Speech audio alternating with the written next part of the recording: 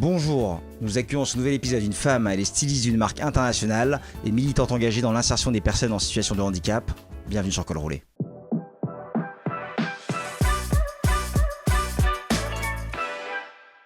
Bonjour Estelle Le QJ, merci d'accepter l'invitation sur Col Roulé. Bienvenue. Merci de m'avoir invité. Merci, voilà, on a voulu ce podcast et ce principe d'émission pour des personnes engagées à ton image. Voilà, tu es, donc on va le découvrir. On va, si tu l'acceptes, revenir un peu sur ton parcours. Donc comme je le disais dans l'introduction, tu es Estelle, styliste d'une marque internationale et tu as un parcours où tu t'es engagée. Tu as été toi-même, voilà, tu as connu, mais tu nous le diras, je l'espère, voilà, avec pudeur. Et on respecte aussi et on te remercie de ta générosité de pouvoir parler de ces sujets, notamment liés au handicap. Donc, est-ce que tu peux un peu, Estelle, nous raconter qui est Estelle Le QJ ? Alors, en fait, je suis née en 1974 à Vannes, en Bretagne. Et en fait, je suis née d'un père médecin et d'une mère institutrice. Alors, à la naissance, c'est vrai que j'ai commencé à avoir un handicap visuel. C'est vrai que je suis née avec un très gros strabisme. Donc, mes parents ont vu qu'il y avait quelque chose à ce niveau-là et probablement de l'amblyopie. En fait, je ne vois pas d'un œil. Je suis très hypermétrope de l'autre. Donc, il a fallu me trouver des lunettes très rapidement. Donc, c'est vrai qu'à l'âge d'1 an, là, bonheur, hein, parce que c'est vrai que la première année de vie a été compliquée. Hein. Quand on ne voit pas bien, on ne voit pas qui s'approche. Je pleurais beaucoup. Donc c'est vrai qu'à l'âge d'1 an, on a mis mes lunettes sur mon nez et je ne les ai jamais lâchées. Donc c'est T'avais vrai des frères que... et sœurs ? T'avais déjà des grands frères ou des grandes sœurs ? Alors j'avais un grand frère. C'est vrai que j'avais un grand frère qui a 2 ans de plus que moi. On jouait énormément ensemble et c'est vrai que lui, la première année, il m'avait donné un petit surnom. Pas très sympathique parce que je pleurais tout le temps. Donc voilà, mais je le comprends. Et puis après, en fait, c'est vrai que... Tout s'est très bien passé, vraiment une jeunesse très agréable dans le golfe du Morbihan, à faire beaucoup de bateaux, vraiment le grand bonheur. Par contre, c'est vrai qu'au niveau santé, j'étais un petit peu fragile. C'est vrai que j'étais vraiment un tout petit, on va dire un petit ouistiti, hein, minuscule. Et c'est vrai que du coup, j'ai commencé à avoir pas mal de, on va dire, de petits soucis de santé. J'attrapais souvent des angines, des rhumes. Voilà, aussi tout ce qui était otite. Et donc, vers 7-8 ans, on a commencé à remarquer que j'avais des baisses d'audition. Donc là, c'est vrai qu'au départ, on a mis ça sur le compte des otites. Et puis finalement, vers l'âge de 12 ans, ça s'est confirmé. C'était pas forcément les otites, c'était une vraie baisse auditive. Et c'était d'autant plus étrange qu'au niveau scolaire, ça ne me posait pas tant que ça de problème, en fait. Et même dans ma vie sociale, j'étais très entourée, j'avais plein d'amis. J'étais vraiment très bien insérée, en fait, dans la vie quotidienne. Donc, toujours en province ? Toujours pareil, toujours là-bas, tranquille. J'ai pas bougé, en fait, on va dire de Vannes jusqu'à ce que j'ai 18 ans. La ville de Vannes. Voilà. Oui, exactement, la ville de Vannes. Et puis donc là, c'est vrai qu'au niveau... J'étais dans un conservatoire de musique et je jouais de la harpe celtique. Donc c'est vrai que c'est quand même très propre à la Bretagne, hein, pour le coup. Et j'étais dans un conservatoire. Et c'est vrai que le conservatoire, j'ai commencé à remarquer que l'instrument, j'avais tendance à me fier quelquefois plus aux vibrations de l'instrument qu'au son même. Donc c'est vrai qu'il y a une petite bascule. C'est vrai qu'à l'école, je commençais à avoir de plus en plus de problèmes. Je confondais en fait les 4 et les 7. Il y avait des choses qui faisaient que... il y avait des signes, en fait. Donc, c'est vrai qu'à 17 ans, j'ai fait des tests un peu vraiment plus approfondis. Et là, je me suis rendu compte que j'avais déjà une bonne perte auditive. Et là, il fallait que je sois appareillée, en fait, vraiment. Donc, j'ai passé mon bac. Hein, pour autant, option musique, hein, ça ne m'a pas gênée. Voilà. Puis, c'est vrai qu'en faisant des études, hein, j'ai commencé sur des études scientifiques au départ. En fait, médicales et puis biologie. Et puis, je me suis rendu compte que c'était peut-être pas forcément ma voix. J'étais quand même très, très, très sensible. Donc on est à la fin des années 80, là, à peu près ? Voilà, exactement. Même un petit peu 92. Hein, j'ai passé donc, mon bac en 92. Et c'est vrai que là, il va falloir peut-être que je me pose la question de ce pourquoi je suis vraiment faite, parce que les études scientifiques et médicales, finalement, c'est peut-être pas ma voie. Donc là, c'est vrai que j'ai trouvé une école de mode et un peu, mais complètement, je veux dire, un peu par hasard, mais non, complètement par hasard. En fait, je passais devant cette école à Rennes, hein, parce que là, j'étais étudiante à Rennes. Sur la Bretagne. Voilà, toujours en Bretagne. Et en fait, tous les matins, je passais devant une école de mode et je me suis dit, c'est très loin de mon univers. D'ailleurs, personne autour de moi, dans ma famille, n'est dans un milieu artistique ou a travaillé quelque part dans un milieu attenant au métier artistique, hein, vraiment rien. Pas du tout de création dans ma famille, mais je ne sais pas pourquoi ça m'attire, donc on verra. Donc je leur ai proposé tout simplement de faire un test en stylisme et en modélisme. Donc le stylisme, c'est vraiment la partie de dessin, hein, et maintenant évidemment c'est par tablette, hein, mais à l'époque c'était vraiment du dessin à la main. Et il y a une partie modélisme, donc ça c'est la modélisation, donc les patronages en fait des vêtements. Et c'est vrai que j'ai fait une jupe pour la première fois. Ma jupe elle était vraiment pas terrible, mais j'avais une telle volonté, Tu touches la mode, t'as quoi, t'as 20 ans, t'as quel âge? J'avais 22 ans en fait, et je n'avais jamais touché une machine à coudre, je dessinais absolument pas, je savais rien faire. On m'a fait faire un escargot à la machine à coudre. Enfin, c'était vraiment catastrophique au départ. Mais c'est vrai que j'avais une telle envie, une telle volonté que du coup, ils m'ont dit bon bah allons-y et puis bon, on verra bien. Donc j'ai fait donc la première année donc à Rennes. Et après, donc, je suis partie sur Paris parce que donc c'est S-Mode, en fait, c'est une école de mode très, très renommée. Et c'est vrai, je me suis dit, peut-être qu'en étant à Paris, je pourrais faire des stages, je pourrais m'améliorer. Donc c'est vrai que j'ai fait donc, la deuxième année à Paris et avec plein de petits boulots à côté, toujours dans le milieu de la mode. Donc j'étais habilleuse pour Jean-Paul Gaultier. Enfin, je fais vraiment des... Donc là, t'as quel âge? T'as 22 ans? Ouais, j'ai 23 ans en fait. Et donc on dit quoi? On dit monter à Paris de Bretagne? Non, peut-être pas. Ouais, Si on le dit quand même. Oui, c'est un peu ça, quoi. Donc, et puis, franchement, j'aimais ce milieu. Enfin, je me suis vraiment, en fait, épanouie. Et c'est vrai qu'en troisième année, même, donc là, j'ai 25 ans, hein, je me suis tellement épanouie. J'ai choisi la lingerie parce que je voulais vraiment faire un métier très féminin, hein. Donc, c'est vrai que ça me tenait à cœur. Et donc, avec un projet au départ, je voulais faire en fait de la lingerie pour les femmes qui ont eu des reconstructions mammaires, hein, donc des cancers du sein. Après, bon, c'est vrai que pendant l'année, je me suis rendu compte que c'était peut-être un marché très de niche, qu'il y avait déjà des gens en fait dans cette niche, donc des sociétés qui étaient déjà bien implantées. Donc c'est vrai que bon, je me suis dit on verra. De toute façon, la lingerie, c'était la pleine, on va dire le plein essor des marques de lingerie, hein. Donc il y avait Chantel, Obad, les Charmel, enfin vraiment il y avait vraiment beaucoup de marques, hein. Donc en 95, hein, 96, je me suis dit je trouverais toujours en fait du travail. Et puis finalement c'est vrai qu'avec mes petits boulots, j'ai trouvé très rapidement, grâce à un de leurs clients, j'ai trouvé un travail en Angleterre. Donc je suis partie travailler dans le nord de l'Angleterre, dans un tout petit village, hein, qui s'appelle Sutton-in-Ashfield, en Angleterre, près de Chesterfield. Et en fait, centrale d'achat, avec des Anglais qui n'aimaient pas beaucoup les Françaises, hein, donc c'était un petit peu compliqué. Même les Bretonnes, non? Ouais, en fait. Et en même temps, je me suis dit, bon, il faut que je m'intègre. Donc, j'ai trouvé le bookmaker de l'entreprise. J'allais avec eux au pub, on faisait des petits paris. Et puis, j'ai eu de la chance, hein, parce qu'on a gagné en 98. Hein, donc, ils ont peint mon bureau en bleu. Ils m'ont mis des confettis partout. C'était le bonheur, vraiment non, très sympa. Au final, une super ambiance. Très bonne expérience. Ouais, donc là, t'as même pas 25 ans?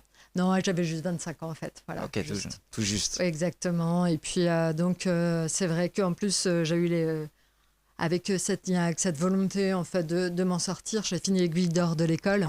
Donc, c'est vrai que c'était une superbe récompense.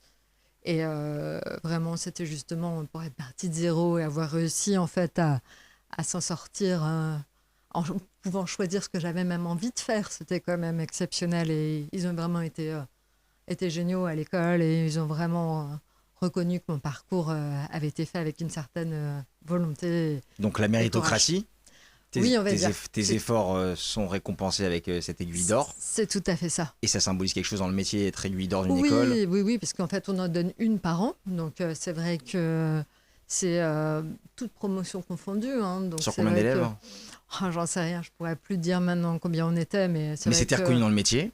Oui, c'est reconnu dans le métier. Et à aucun moment, même à 25 ans, tu as senti quelque part que le handicap, si je peux poser ce mot-là, que tu avais déjà, ne t'a empêché ou ne t'a quelque part handicapé dans ce métier? Il m'a jamais freiné, ça a presque été l'inverse. C'est-à-dire qu'en fait, tu sais, quand je pense que tout le monde se rend compte, quand certains sens sont déficients, d'autres prennent le relais. Ou d'un seul coup, en fait, tu ne perçois plus exactement les choses peut-être de la même façon. Je pense qu'il y a un certain recul. Hein. Tu es conscient du fait que tu n'as peut-être pas les mêmes moyens, mais que tu vas peut-être te différencier par autre chose. Donc c'est vrai que j'ai une appétence pour une certaine forme on va dire, de beauté. En fait, c'est vrai que je suis très sensible aux détails, aux formes, aux matières. Donc il fallait vraiment que j'aille vers justement une profession qui me permette d'avoir tout ça, en fait.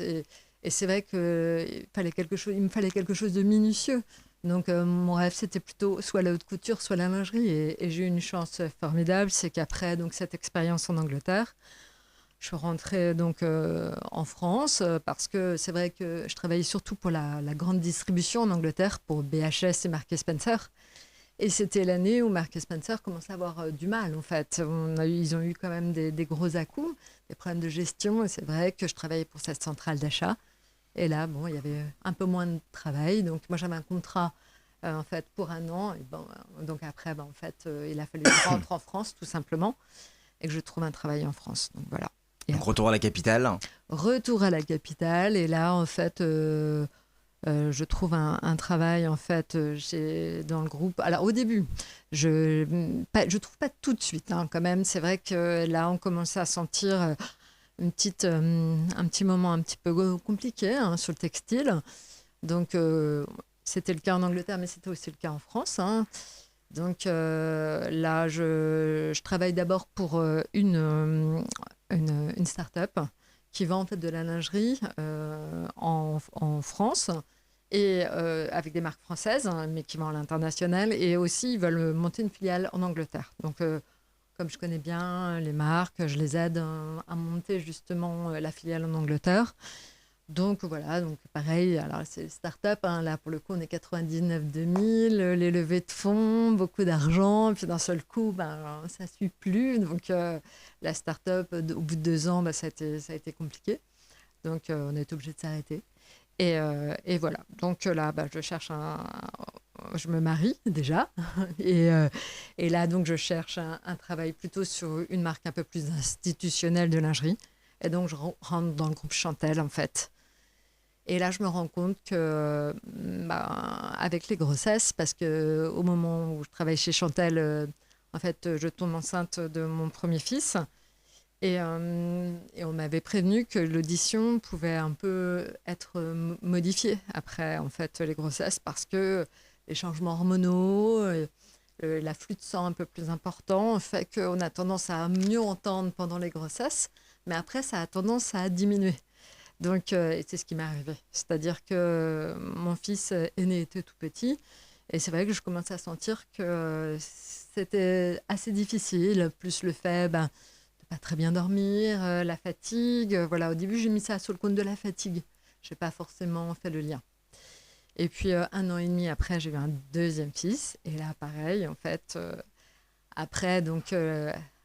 malheureusement, ça a fait le même effet. C'est-à-dire que j'ai aussi commencé à me rendre compte après la grossesse que ça allait encore moins bien. Donc, bon, c'est vrai que pendant toute leur enfance, je ne me suis pas trop posé de questions. Je me suis dit, de toute façon, je vais, à chaque renouvellement d'appareil auditif, je vais essayer de prendre la classe supérieure, et la classe supérieure, la classe supérieure.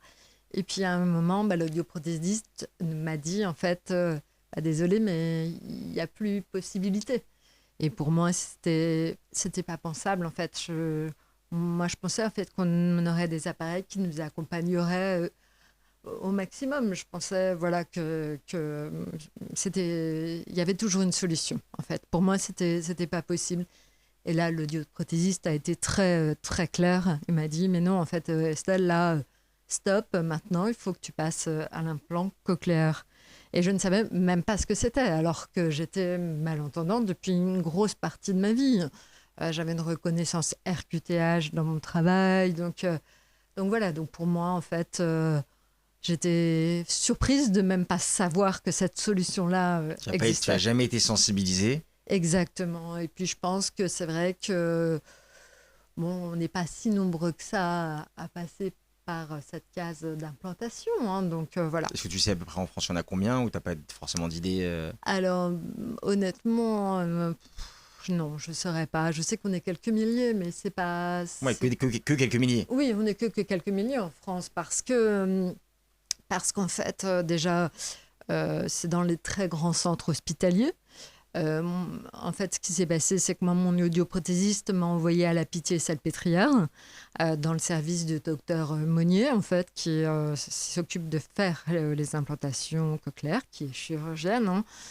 Et donc, voilà, on fait partie, à partir du moment où on est envoyé sur cette unité d'implantologie, on rencontre en fait un corps médical qui explique les étapes, qui nous dit en fait que globalement, c'est notre choix en fait de le faire quand on le souhaite, que c'est quand même un changement assez important et radical, parce que finalement, l'implantation cochléaire, on détruit un peu l'oreille, et donc le peu qui nous reste va partir. En fait, on va devenir totalement sourd.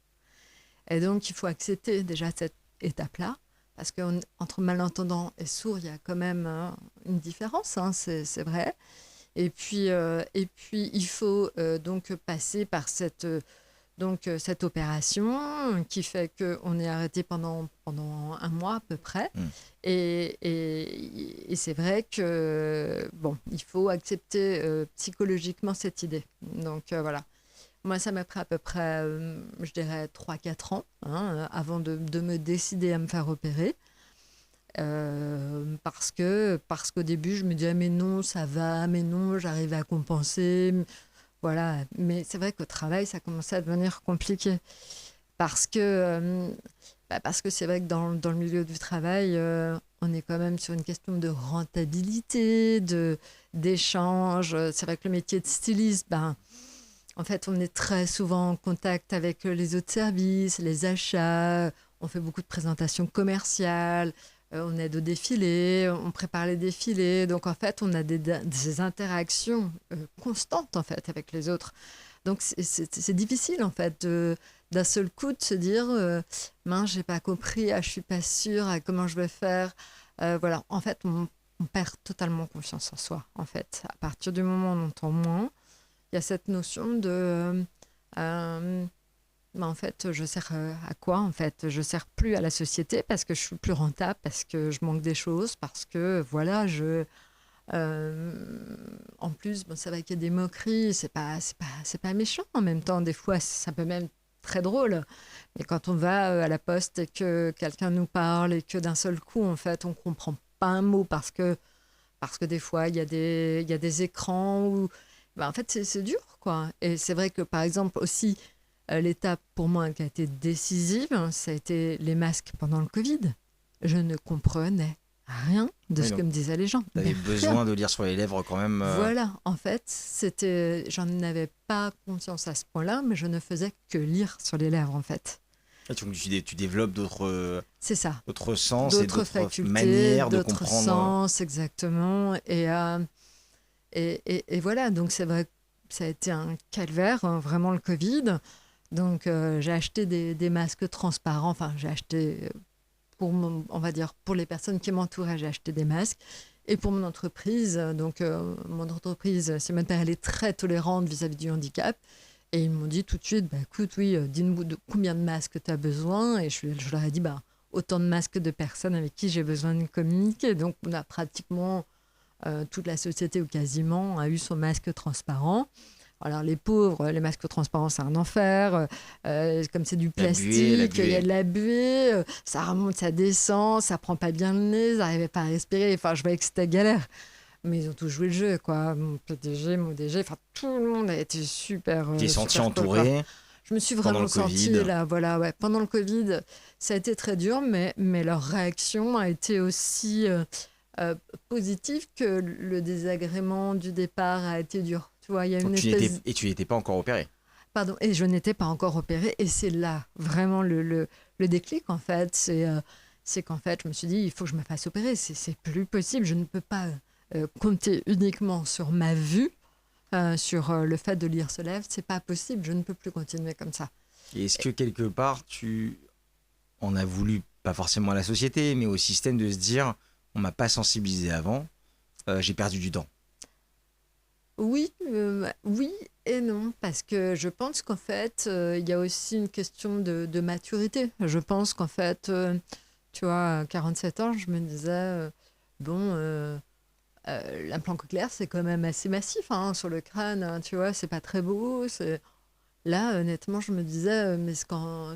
Tu vois, des fois, les gens s'approchent et d'un seul coup, ils voient que tu as un implant, ils ont un petit mouvement de recul. Et à 47 ans, en fait, honnêtement, je me dis, mais en fait, je suis fière finalement d'être sourde. Moi, je m'en fiche, en fait, tu vois. Et je me suis rendu compte que oui, je t'en parlerai juste après, mais en fait, ça m'a développé plein d'autres choses. Et voilà. Et je crois pas, toi, plus jeune, que j'aurais peut-être eu cette même réaction d'acceptation, en T'avais fait. besoin de cette maturité, C'est ça. d'avancer, Ouais. d'être maman aussi fière, Oui. d'avoir une famille solide, un mari, C'est et voilà. ça, oui, j'ai cette chance en fait, parce que tu vois, je pense aussi que mes enfants à l'adolescence, enfin, ils étaient déjà, on va dire, de grands adolescents quand j'ai eu l'opération. Et donc, je pense qu'ils l'ont bien accepté aussi. Mais tu vois, un jeune ado, des fois, sa maman qui n'est pas exactement comme tout le monde, qui a pas, tu vois, qui répond pas comme tout le monde, ou qui a ces espèces de bazar sur la tête, c'est pas facile en fait. Je pense, tu vois, je pense que eux aussi, ça aurait peut-être été moins facile pour eux, même s'ils ont été toujours super tolérants et qu'ils sont géniaux là-dessus, ben, c'est peut-être, tu vois, peut-être vis-à-vis du regard des autres, hein, ça a peut-être été moins facile aussi, peut-être, j'en sais rien en Donc fait. c'était au bon moment, peut-être que c'est Ouais, arrivé, c'est ça. y a pas de regret, quoi. Non, j'ai eu zéro regret et même, ouais, j'ai découvert que pour moi, ça avait extrêmement bien marché. Mais attention, ça marche pas bien sur tout le monde. C'est ça, c'est-à-dire qu'en fait, ça dépend de l'état de ton nerf auditif parce que tu vois en fait maintenant j'ai un processeur, une antenne donc à l'extérieur et à l'intérieur en fait j'ai un implant et après j'ai un porte-électrode et les électrodes vont passer directement le nerf auditif. Donc ça reste un système qui est quand même assez c'est une opération qui reste assez lourde en fait hein. Et qui fait mal. Qui fait alors là dans la vie quotidienne c'est les aimants qui font mal. Parce que c'est vrai que la partie montée, ben, la peau est fine quand même sur la tête, donc ça va de temps en temps, c'est douloureux, notamment quand il fait chaud, parce que ça chauffe aussi hein, dans les aimants, donc oui, c'est voilà. Et puis, et puis l'opération, la chirurgienne, elle a été, je me souviens sur le compte rendu d'opération, elle avait marqué à la fin, quand on passe dans la cochlée, c'est tellement fin en fait qu'il a fallu qu'elle se fasse aider avec un robot en fait. Donc il y a un côté aussi un peu, tu vois, déjà Transhumain. exactement transhumain, très. Alors c'est vrai que des fois on a l'impression qu'on est des humains augmentés. Alors faut pas exagérer, faut pas être dans le fantasme non plus. Hein. J'entends pas. Je vais, je suis T'entends pas pas le voisin. bionique. Hein, T'entends tu pas le vois. voisin. Non, ça pallie ce que j'ai perdu et pas encore tout à fait. Et c'est déjà pas mal. Mais c'est aussi la perception des sons qui est impressionnante. C'est-à-dire que la voix, vos voix, enfin, ta voix, je l'entends, c'est pas du tout certainement ta voix telle qu'elle est naturellement. Parce que les sons restent quand même. Je crois que là, je dois avoir 24 électrodes dans la cochlée. Voilà, donc je crois que vous entendez peut-être, j'en sais rien, quelque chose comme 400 sons. Et 400 sons qui sont mis sur 24 électrodes, t'imagines bien la distorsion que ça peut faire.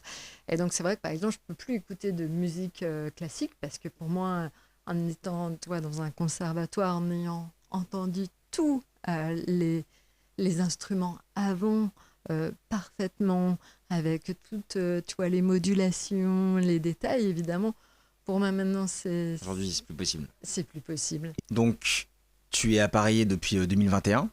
Est-ce qu'il y a des sons que tu n'entends pas? Est-ce que tu vois, c'est vrai qu'on a une curiosité, on se rend pas compte. Est-ce qu'il y a des sons que tu découvres ou que tu as découvert même après l'opération 2021?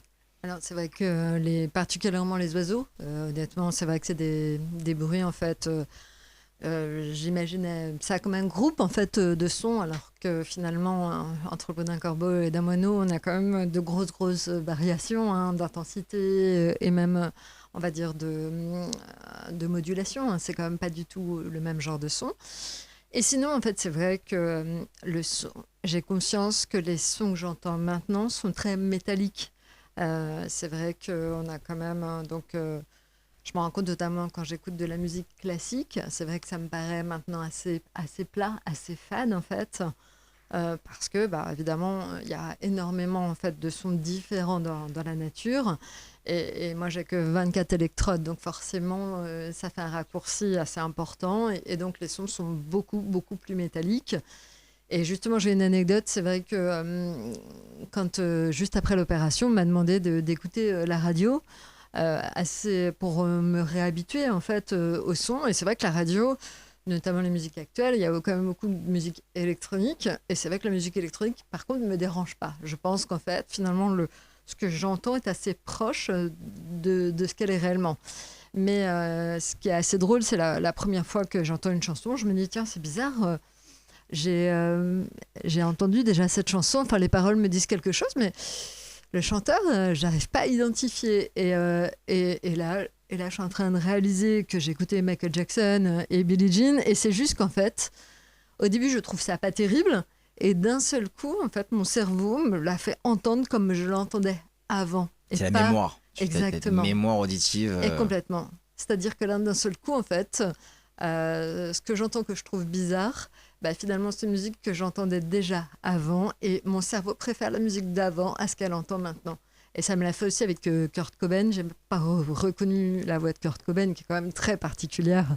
Et c'est vrai que je trouvais ça pas terrible à la radio maintenant, mais très rapidement, mon cerveau superpose à ce que j'entendais avant et qui était mieux. Et finalement, en fait, je l'entends, ma mémoire reprend le dessus aussi, et j'entends comme avant. Donc c'est fou comme le cerveau aussi s'adapte, et voilà.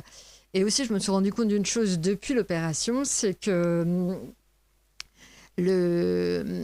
justement, dans ces sens un peu amplifiés, un peu différents, je me rends compte que maintenant, finalement, je vois pas toujours très bien et j'entends encore pas toujours très bien. Par contre, c'est vrai que peut-être que d'autres sens se sont aiguisés, mais j'arrive, par exemple, quand j'arrive dans une salle, à sentir un peu comment sont les personnes.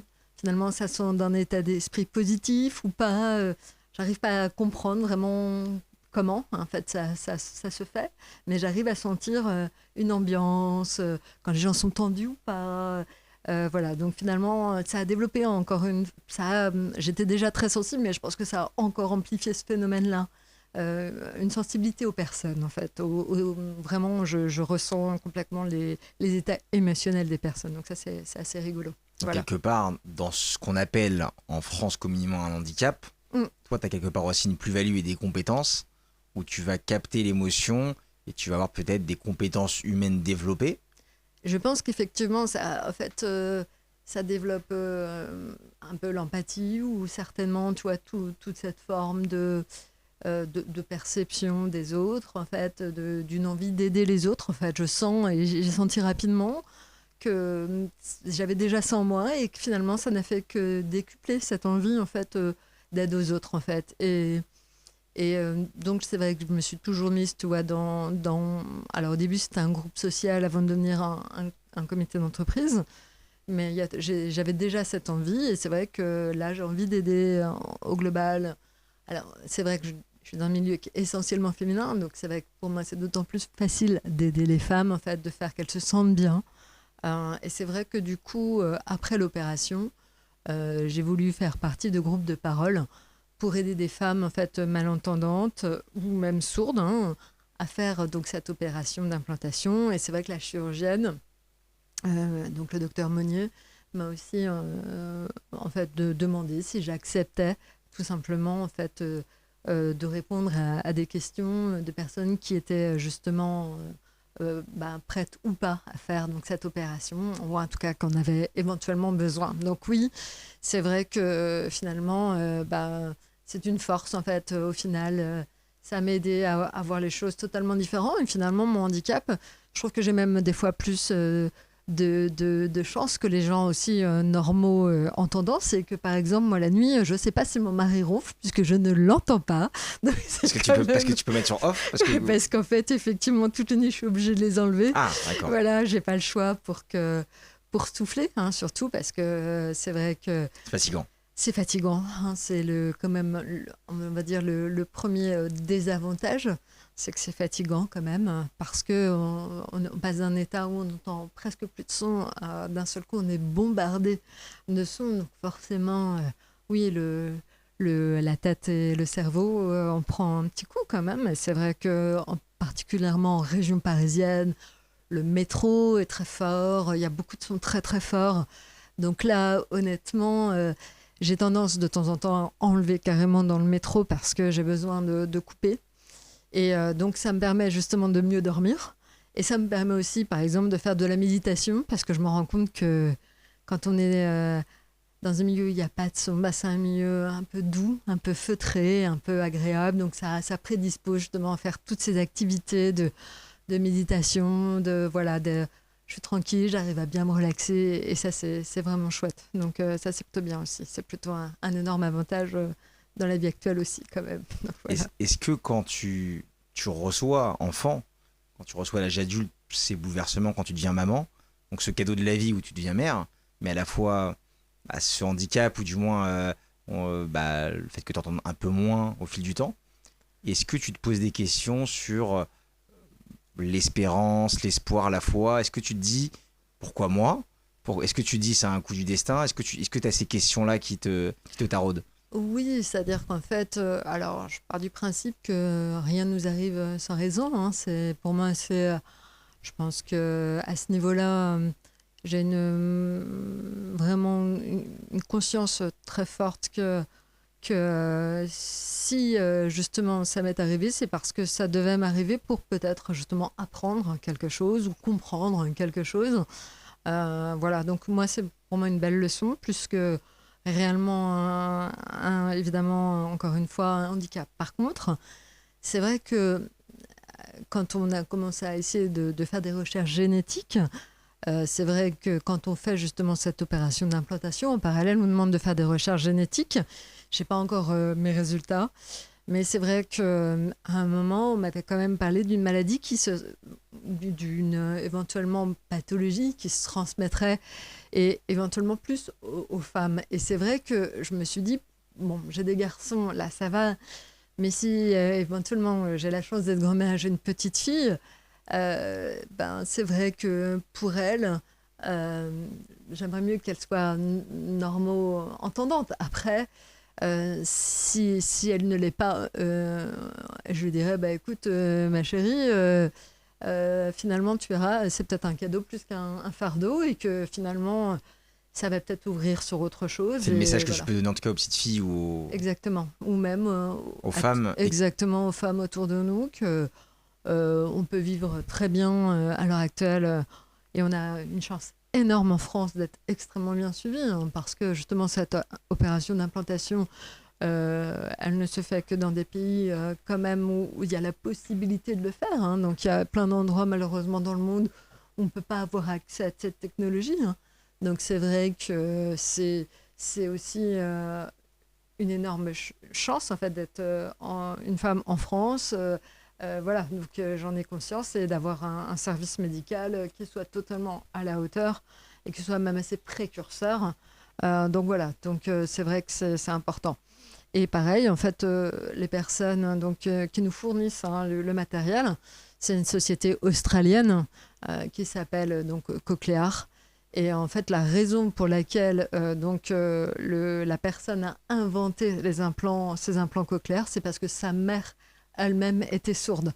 Donc en fait, il a testé tout simplement sur sa mère les opérations pour réussir à mettre au point ses implants. Donc oui, c'est vraiment donc, une chance absolument incroyable. Donc ça, j'en ai conscience aussi. Je pense que voilà, j'aurais vécu 2 siècles, 3 siècles avant, j'aurais peut-être été mise complètement en fait. Enfin, j'aurais pas du tout pu travailler, j'aurais pas du tout pu vivre une vie active et aussi être aussi impliquée en fait dans des associations parce qu'en fait j'aurais tout simplement pas pu en fait communiquer, ça aurait été compliqué. Donc là, bon, c'est vrai que non, franchement, je pense qu'il fallait que ce soit comme ça à ce moment-là et finalement voilà, encore une fois, c'est plutôt une chance. Tu parlais de ce lien humain avec le professeur Monnier. Tu as Mm. créé une rencontre humaine et un lien qui s'est tissé quand même. C'est-à-dire que d'une découverte d'un handicap, si on met ce mot-là, c'est vrai que c'est difficile des fois de nommer, Mm. tu as quand même eu des rencontres enrichissantes assez belles derrière, Ouais. où tu as pu construire du lien fort. Est-ce que quelque part, c'est pas aussi, tu te dis, bah voilà, il n'y a pas de hasard et je devais rencontrer ces personnes pour en aider peut-être d'autres, et que ta place dans la société et ta place même sur Terre, dans ce bas monde, on peut se dire aussi, bah, fallait que je vive ça pour pouvoir aider d'autres. Ah, tout à fait. Je pense qu'en fait, c'est un peu ce qu'on appelle quelquefois une mission de vie. Mais oui, je pense que c'était ça. Effectivement, je pense que ça fait partie d'un principe un peu pas de transmission, mais voilà, oui, je devais rencontrer déjà cette femme, je devais en aider d'autres et qui elles-mêmes font certainement à un moment ou à un autre la même chose. Donc oui, je pense qu'il y avait cette notion-là très forte et oui, j'en ai Où on se conscience. sent utile aussi. Exactement, on se sent utile parce que c'est vrai que quand on est en groupe de parole, on se rend compte, quand on entre sur des malentendantes, implantées ou non, en fait, on a les mêmes un peu problèmes au quotidien. On a les mêmes, on développe même des fois des formes un petit peu de personnalité similaires. Parce qu'en fait, on vit quand même des choses aussi similaires, hein. Ce que je disais tout à l'heure avec le manque de confiance en soi, c'est très propre aux personnes aussi handicapées quand même en général. Alors, c'est là où un manque de confiance en soi, mais à contrario, une extrême volonté, une envie, une persévérance. Voilà, donc, bon, c'est un plus, un moins, ça s'équilibre. Mais oui, bien sûr, je pense qu'il y a cette notion très forte, en fait, d'aider les autres et d'être utile. Ça, c'est évident, ça, c'est clair. Et Est-ce que d'ailleurs, je pense que je continuerai. Voilà, c'est vrai qu'en ce moment, donc, bon, j'adore toujours mon travail. Donc, voilà, mais c'est vrai que je vais continuer. Et je pense que là, la retraite, pour moi, si carrière QTH, peut-être que je prendrai ma retraite un petit peu avant l'âge de la retraite classique en France en ce moment. Et donc, je pense que je continuerai à faire des missions ou tout simplement à m'inscrire même sur des listes électorales pour l'aide aux personnes handicapées. Évidemment, je vais vraiment continuer quelque part être plus active à partir encore là dans les années à venir. Je vais forcément, oui, avoir envie d'aider. Ça, c'est sûr. C'est sûr que, alors, évidemment, pour moi, le handicap auditif est plus facile parce que je le connais. Mais s'il faut aider, évidemment, à tous les niveaux, je le ferai. Ça, c'est sûr. Voilà. tu parlais notamment dans le cadre du handicap, de tes facultés, que c'était un atout pour toi. Est-ce que tu penses pas que le fait d'être aussi une femme, d'avoir l'intuition d'une maman, l'intuition d'une mère, une personne qui travaille, ça t'a pas aussi aidé d'ajouter tous ces sens et de peut-être mieux surmonter ces épreuves? Oui, c'est sûr. C'est sûr que quand on a la chance d'avoir une famille, d'avoir oui, évidemment, c'est tous les aspects en fait de ma vie qui m'ont permis en fait bien sûr, quand on est mère, on prend en fait, il y a quand même cette notion d'ouverture aux autres, hein, bien sûr que ça a aidé. Et c'est vrai que mes enfants m'ont nourri à plein de niveaux aussi, ça c'est évident. Et aussi, je vois même eux-mêmes en fait ont cette tolérance vis-à-vis du handicap. Pour eux, c'est tellement quelque chose de normal que ça a aussi développé chez eux une certaine forme d'empathie. Enfin, je me rends compte que en fait, c'est devenu quelque chose pareil, d'évident en fait chez eux. Donc je me rends bien compte voilà, ils sont les premiers à vouloir aider. Ils vont vraiment avoir une notion en fait d'esprit d'équipe, voilà, de force assez importante de cohésion sociale. D'ailleurs, mon fils fait du droit. Voilà, il veut donner une espèce, voilà, il voulait s'engager à un moment politique justement pour essayer peut-être de trouver un sens au vivre ensemble. Donc oui, il y a tout ça qui se développe forcément, ça c'est clair. Et quelle est la place dans le couple, sans être trop impudique non plus, mais quelle est la place du handicap dans le couple? Comment ça se gère en tant que femme en 2025? Alors en fait, en 2025, c'est vrai que c'est simple, parce qu'en fait, en tout cas moi ça l'est. C'est vrai que mon, mon mari m'a toujours connue en fait, en plus handicapée en fait. Donc pour lui en fait pareil, il n'y a pas de... J'ai envie de dire que une grande tolérance, un grand respect. Alors c'est assez drôle parce que il avait déjà une voix assez forte, mais c'est vrai que quand j'en parle avec sa mère, il parle plus fort depuis qu'il est avec moi. Donc c'est drôle. C'est vrai qu'il a le réflexe de me parler en face. Donc il s'est adapté aussi à mon handicap. Mais oui, c'est comme... En fait, il a la même attitude qu'au bureau. Au bureau, il me dit souvent, c'est à nous de s'adapter à toi et pas l'inverse. Donc pareil, mon mari part du principe que... Voilà, et que lui, ça le fait même rire parce que des fois, il me dit, bah, en fait, moi, je vais entendre de moins en moins, toi, tu vas entendre de mieux en mieux. Donc, ça va être un peu dans quelques années, en fait, on va... Les rôles vont s'inverser. Voilà, ça va s'inverser, donc ça nous fait plus rire qu'autre chose, quoi. Voilà, donc non, il a été toujours aussi très cool vis-à-vis de ça. Et puis même le soir, quand je suis trop fatiguée, des fois, on regarde la télé, et je lui dis, bah écoute, je suis désolée, hein, je coupe, là, je peux plus. Hein, donc, c'est pas que je veux pas discuter avec toi, mais c'est que là, j'en peux plus, quoi. Voilà, donc il comprend tout à fait. Et, voilà, ça devient un bon deal de compréhension ou Ouais, voilà, c'est exactement. Non, c'est pas un souci. Je coupe, ça n'est pas, c'est pas que je veux pas te parler, c'est que là, je peux plus. Voilà, c'est tout. Ce n'est pas contre toi. Voilà. Mais non, pas de problème particulier. Il y a beaucoup de débats dans la vie publique où on parle beaucoup plus d'handicap. Est-ce que déjà le mot handicap toi te dérange? Est-ce que c'est quelque chose qui te bloque? Est-ce qu'il y a un mot que tu préfères? Il y a beaucoup d'aujourd'hui de discours où on sait pas. C'est difficile parce que des fois on sait pas employer les bons mots. Est-ce qu'on doit dire le mot non handicapé, normalité, normal, pas handicapé? Des fois c'est même très compliqué même dans la vie professionnelle, ouais. Où on sait pas si on va vexer la personne. On veut pas que ça soit pris comme une blague et des fois on peut même faire des blagues qui sont pas marrantes parce que on veut juste défrustrer la situation, mais on peut être très maladroit. Toi, comment tu vis ça en société ou dans le travail Alors oui, c'est vrai que on voit de temps en temps, par exemple, j'ai un collègue qui faisait la blague, alors je crois que je sais plus, c'est les nuls, qui faisait Estelle si tu m'entends, ou je sais plus, il y avait une blague, bref, et il m'écrit ça par mail, il me dit excuse-moi, c'est toi, j'aurais jamais dû faire cette blague-là, et puis je dis mais oui, non mais non mais c'est drôle quoi en fait, voilà. Donc non en fait après moi je particulièrement à l'aise avec ça. C'est vrai que je me rends compte qu'on n'a pas du tout le même. En fait, je pense que ça dépend totalement de l'environnement. Et avoir un environnement bienveillant vis-à-vis de ça va évidemment en fait faire qu'aucun mot nous fait mal ou nous touche en fait. Voilà. Mais on est blindé quand on voilà. sur ces sujets-là. Complètement.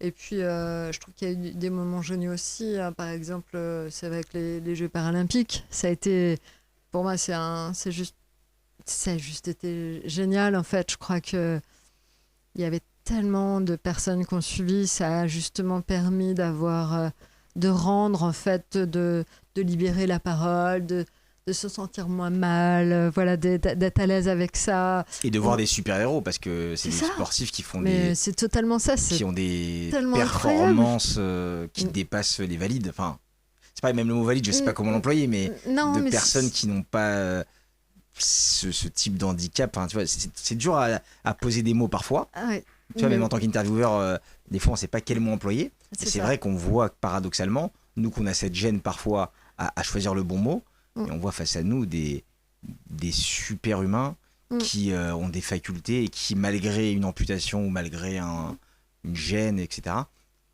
font des exploits sportifs hors du commun. C'est ça, je crois qu'en fait, oui, ça les a mis en fait tellement en lumière, en fait, ces super-héros. Et je pense que, tu vois, du coup, on se rend compte que quelquefois, faut pas s'en sentir mal à l'aise. Il vaut mieux, en fait, dire les choses et dire une bêtise, ça peut me faire rire, plutôt que de ne rien dire, en fait. Je pense que communiquer aide plus qu'éviter de le faire, tu vois. Il y a ce côté... C'est la gêne qui crée de la gêne des fois. Ouais, ça peut gêner, mais honnêtement, oui.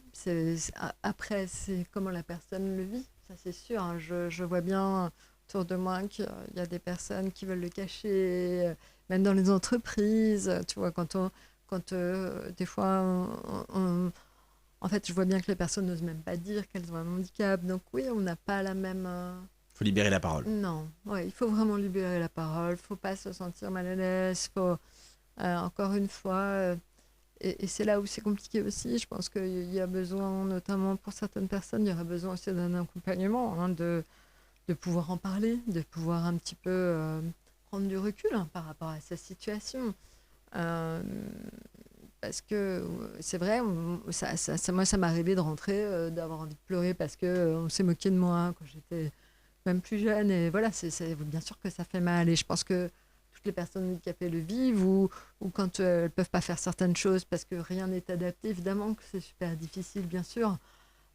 C'est horrible, enfin, tu vois, je vois encore, mais je parle encore à mon niveau, tu vois l'opéra en fait, Bastille, et il n'y a pas de boucle magnétique, tu vois, et j'ai vécu un cauchemar en fait pendant toute la représentation parce que le son était super mauvais pour moi en fait. Wow.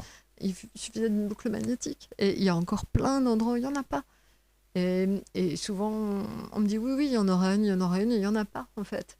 Et tu vois, pour te donner un exemple, je vais au Théâtre Mogador voir une comédie musicale le 15 novembre là, grâce à une amie qui m'invite. Hein. Et en fait, ça n'est que pour les sourds et malentendants. Mais tu vois, c'est la première fois, donc à 51 ans, qu'il arrive ce genre de choses. Donc évidemment, mais je vois qu'il commence à y avoir aussi les concerts, tu vois. Et tu as des gilets qui te permettent de ressentir les vibrations, il y a des sous-titres. Alors, moi, j'ai pas voulu apprendre le langage, tu vois, de la LSF parce qu'en fait, au quotidien, je suis plutôt avec des personnes normaux entendantes, donc tu vois, j'ai pas ce besoin, mais j'aurais pu, en fait, j'aurais pu tout à fait, et je trouve ça normal qu'il y ait un concert où il y ait quelqu'un qui traduise les paroles d'une chanson, ou tu vois, voilà. Donc non, je pense qu'il y a encore des évolutions à faire, on n'est pas encore au top, loin de là, mais par rapport au handicap physique, je vois bien que eux, ils sont encore plus loin, quoi, tu vois, le métro est pas encore accessible à plein de stations. Je me dis, eux, c'est beaucoup, beaucoup plus galère, en fait. Donc, voilà, je pense qu'en France, on n'est pas à la pointe en termes de handicap. Et puis là, je vois qu'avec, évidemment, tu vois, ce qui se passe en politique, on a tendance à couper. Et quelquefois, malheureusement, c'est sur les aides, tu vois, aux handicapés. Donc là, par exemple, il y avait une aide jusqu'à l'année dernière qui permettait de faire des reconversions ou de reprendre en fait des études, et ben, là ça a été coupé. Donc tu vois, c'est compliqué. Est-ce qu'il y a des moments dans cette vie avec ce handicap et ses particularités où il y a des private jokes entre personnes qui vivent la même situation, où vous dites bon là on va se foutre de sa gueule, je vais faire croire que j'entends rien, et comme ça je me sors de situations où la vie m'a donné ça, je vais un peu profiter pour gratter. Oui, des fois, quand tu vois, c'était un peu rigolo. Quand quelqu'un te fait... ça nous arrive, hein, quand quelqu'un, par exemple, te parle dans le métro, et puis tu vois qu'il te parle, et puis au bout d'un moment, tu mets tes appareils, et en fait, tu dis « Ah merde !» Et bon, oui, de temps en temps, on se fait des petites blagues. Alors, ce que j'aime le plus, quand même, c'est entre personnes, justement, qui n'entendent pas bien, c'est se dire, en fait, les trucs les plus débiles qui te sont arrivés. Moi, je me souviens, c'était... il y avait Musclor, tu sais, le dessin animé. Donc, je détiens la force toute puissante. Et moi, en fait, j'entendais muscleur, je déteins la porte toute puissante. Donc, D'accord. autant dire que le message n'était pas tout à fait le même. Pour l'expliquer aux Voilà. enfants, c'est plus compliqué. Voilà. C'est ça. Exactement, c'était... Tu réinventes un peu l'histoire, Voilà, mais il y a plein de choses comme ça. de la vie quotidienne. Des petits clins d'œil. Du clin d'œil, franchement. Ou des mots qui font que, oui, ça ne veut plus du tout dire la même chose. Il y a des blagues qui tournent, je sais pas si tu as Voilà. vu les vidéos aux États-Unis où ils font en plein contrôle de police à la frontière, ils font semblant qu'ils parlent le langage des signes et les policiers gênés vont allez-y parce que Oui, j'en vais plus sortir. C'est un peu ça, tu vois. Ouais, de temps en temps, on rigolait. Et ce qui est très, d'ailleurs, dans le langage des signes, il y a un truc qui est génial, on s'en est rendu compte entre nous, c'est que en langage des signes, on doit toujours attendre que la personne ait fini de parler pour pouvoir parler. Et je me dis, si seulement en réunion, hein, parce que je râle, moi, justement, en réunion, de temps en temps, je dis, ah non, là, on va arrêter tout de suite, vous arrêtez de parler tous ensemble, parce que moi, j'ai rien entendu.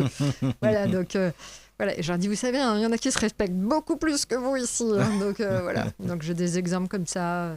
Ouais, c'est des anecdotes, mais c'est plutôt sympa. et qui rend la vie un peu plus facile. Ouais, exactement, ça allège en tout cas les choses. Est-ce que dans ton parcours professionnel et ta vie militante associative où tu arrives quelque part à impacter ton environnement proche, est-ce que tu te dis parfois, est-ce que des fois il y a la place au doute? Est-ce que tu dis quoi que je fasse, quoi que j'entreprenne, je vais pas réussir à impacter mon environnement, je vais pas réussir à changer les choses? Est-ce que le doute fait partie aussi de ce militantisme un peu associatif ou Oui, forcément, parce que c'est vrai que, par exemple, j'ai un exemple, il y a des fois un manque de compréhension hein, du handicap en soi. Par exemple, j'ai une amie dans du groupe de parole qui travaille, ils l'ont mis à l'accueil d'une société et mettre quelqu'un à l'accueil d'une société quand il est malentendant, ça paraît compliqué, tu vois. Et elle a demandé un petit panneau pour que en fait, la personne sache qu'elle est malentendante et le boss n'a jamais voulu. Donc oui, il y a des moments où tu te dis, mais c'est pas possible, quoi. Enfin, il y a des situations tellement... ubuesques? Ouais, c'est ridicule, en fait. Donc elle se la met toujours en échec.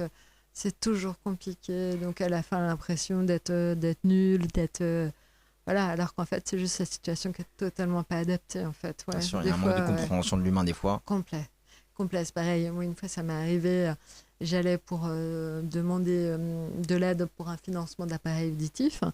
Et en fait, la personne qui me parlait me hurlait dessus. Et en fait, je me disais, mais pourquoi il me hurle dessus? Voilà. Mais parce qu'en fait, il voulait être gentil, il voulait que j'entende. Mais en fait, j'avais juste besoin qu'il soit en face de moi, à me parler normalement. Et voilà, il fallait lire sur les lèvres, tu vois. Mais c'est vrai qu'on a encore un manque, en fait, en entreprise d'information. J'ai quelques collègues qui, justement, vont dans les sociétés pour expliquer à chaque handicap comment, en fait, il faut, quelque part, que l'équipe se comporte pour que ça se passe au mieux. Parce que voilà, il y a encore... tu vois, par exemple, je me suis aussi toujours dit pourquoi dans un entretien annuel, dans les entreprises, on ne pose pas la question du handicap. Est-ce que tu as besoin de matériel? Est-ce que tu es bien? Est-ce que ça va mieux? Est-ce que... voilà. Quelque part, c'est pas... Tu vois, il y a encore... on est vraiment encore au degré zéro. Il y a plein de choses à... Et de l'individualisme un petit peu quelque part. Et est-ce que tu crois que c'est parce qu'il y a aussi un manque de représentativité et que seules les personnes en situation de handicap quelque part peuvent en parler et qu'il faudrait des représentants qui vivent ça au quotidien ou dans leur famille proche pour pouvoir représenter assez ces sujets? Je dirais pas forcément. Tu vois, par exemple, la personne dont je te parlais là, c'est une ancienne personne de la GFIP. Et elle n'a pas de handicap, en fait. Et c'est elle, justement, qui va en entreprise, mais elle est tellement, en fait, ça l'intéresse tellement, en fait, que pour moi, c'est comme si elle l'était. Enfin, tu vois. Est-ce que c'est pas l'exception qui confirme la règle? Non, je pense pas. Je pense qu'il y a vraiment des gens qui sont profondément altruistes encore. Tu vois, je pense vraiment il y a des... Mais tu as raison, hein, c'est vrai qu'en ce moment, la situation économique fait que c'est tellement compliqué que les gens ont tendance, comme tu dis, il y a beaucoup d'individualisme, tout le monde tire un peu la couverture à soi. Et oui, il y a une certaine peur, et c'est vrai que ça n'est pas dans un moment, finalement, en France en ce moment en tout cas, voilà, c'est difficile, c'est sûr. Mais non, je pense qu'il y a des gens qui sont vraiment, qui sont vraiment bons, qui perçoivent bien, qui comprennent bien. Après, c'est sûr que quand tu le vis, c'est d'autant plus facile d'en parler, bien sûr, bien sûr. Mais je pense qu'en ce moment, tu vois, il y a tout ce qui se développe autour du référent handicap, personne, patient témoin, toutes ces choses-là, tu vois. Je pense que ça aide aussi, ouais. Je pense que c'est bien d'avoir quelqu'un qui vit son handicap pour pouvoir aussi en parler dans une équipe médicale ou je pense que ouais, ça peut être pas mal aussi. Donc ça peut être peut-être une voie d'évolution aussi, hein, tu vois, dans les années à venir. Ça, c'est Une perspective. ouais, une bonne perspective, je pense. Quels sont tes projets pour la suite? Qu'est-ce qu'on peut te souhaiter pour la suite? Ben, déjà, franchement, alors, j'ai qu'une hâte et ce que je trouve génial, c'est quand même là, avec l'arrivée de l'IA, hein, que voilà, ça va révolutionner encore la médecine. Donc, je pense qu'on va avoir encore, tu vois, certainement, je vois par exemple, toi, les lunettes qui permettent de sous-titrer. Et ben, ça, c'est vrai que moi, pendant longtemps, je me servais d'un logiciel qui s'appelait Ava, qui en fait me traduisait ce que les personnes disaient.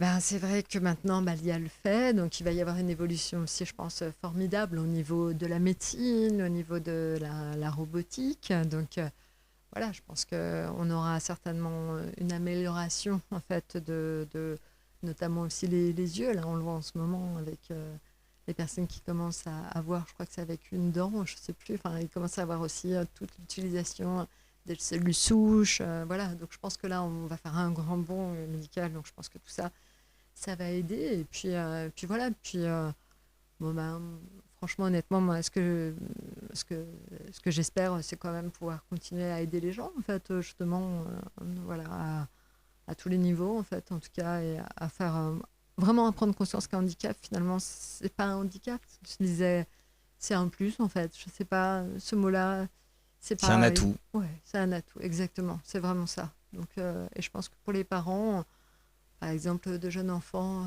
paniquez pas, en fait, il s'en sortira d'une façon ou d'une autre. Voilà, en tout cas, je suis sûre qu'on lui a rajouté déjà une bonne dose de volonté à la naissance, c'est que, voilà, il n'y a pas de raison. On a quand même la chance d'avoir une structure et un pays qui, certes, est un peu compliqué en ce moment, mais qui a plein d'atouts aussi. Hein. Donc, voilà. C'est une belle note d'espoir. On a une tradition dans l'émission. Si tu devais parler à la Estelle Le QJ qui part de Vennes, qui quitte sa Bretagne pour monter à Paris, qu'est-ce que tu lui conseillerais?